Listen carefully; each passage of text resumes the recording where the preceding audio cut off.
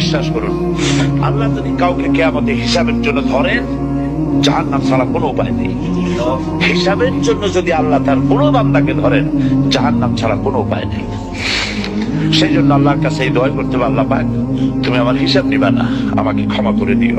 তুমি যদি কিয়ামতের দিন আমাকে প্রশ্ন করো যে যৌবন কাটাইছো কোন পথে, আমি তো যৌবন তোমার পথ রাখি নেই, আমি তো আমার যৌবনকে নষ্ট করে ফেলেছি।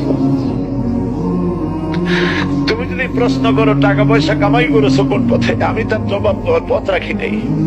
যদি প্রশ্ন করো কোন পথে খরচ করেছো, আমি সেটারও পথ রাখি নেই, নষ্ট করে ফেলেছি। তুমি আমাকে ক্ষমা করে দাও। সেজন্য আল্লাহর কাছে দোয়া করতে হবে,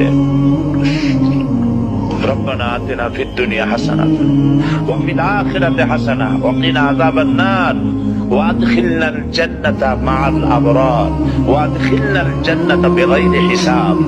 আল্লাহ তোমার নেককার বান্দাদের সাথে আমাকে জান্নাত দিও, আর তুমি দয়া করে কিয়ামতে আমার কোনো হিসাব দিও না।